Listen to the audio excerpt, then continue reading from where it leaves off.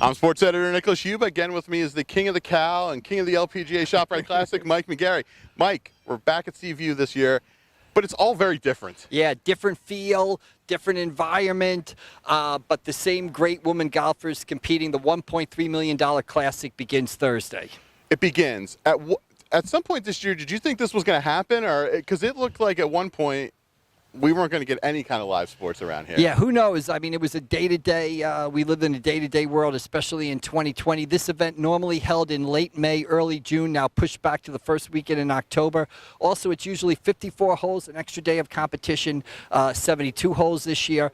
But very different sort of atmosphere. No pro-am and no fans on the Bay course across the street here at Seaview. I drove up here and it's Wednesday, and I was like, it was like a ghost town in a way. It's not like usually you have people walking in and out of the clubhouse. Yeah, today's usually one of the big pro-am rounds. It's usually controlled chaos. You see some players practicing putting back here. The course across the street, some practice rounds going on. But as we get ready for the competition tomorrow morning. I think golf has been one of the sports that's kind of, you don't want to say flourished during this situation, but they've shown that they can put these events on. You know, the U.S. Open, the PGA Championship, and the LPGA has been at the forefront of that in a way. Yeah, LPGA, the new coronavirus has impacted the tour greatly. This ShopRite LPGA Classic is the 12th of 18 events this year. This is a big 2-week swing for the LPGA. They've got the ShopRite LPGA Classic this week, and next week in Pennsylvania they have the LPGA Major Championship. So a big part of the season for the LPGA players. Well, let's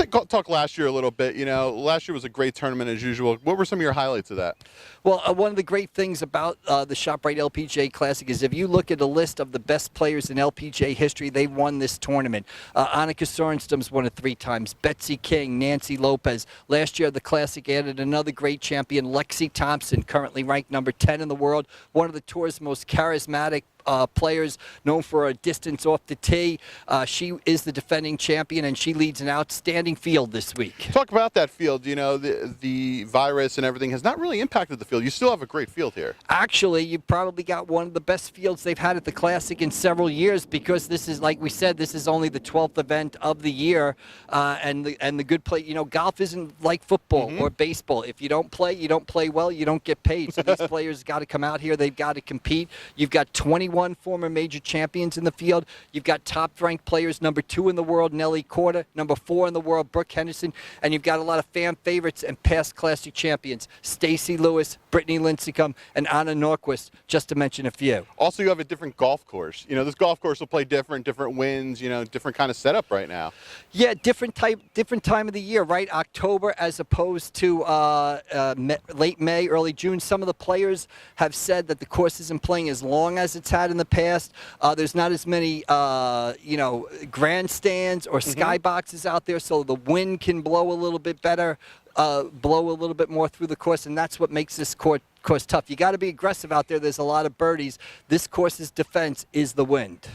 Anything else before we wrap up? Just should be a great event. You know, no fans out here. It'll be on the Golf Channel 1 to 4, Thursday through Sunday. 72 holes instead of 54, but I suspect when we're done, you know, as I said before, the Classic has always produced a champion who's one of the top players on tour. I suspect it'll be no different this year. Follow all of Mike's coverage in the pressofac.com, in the paper, and at pressofac.com.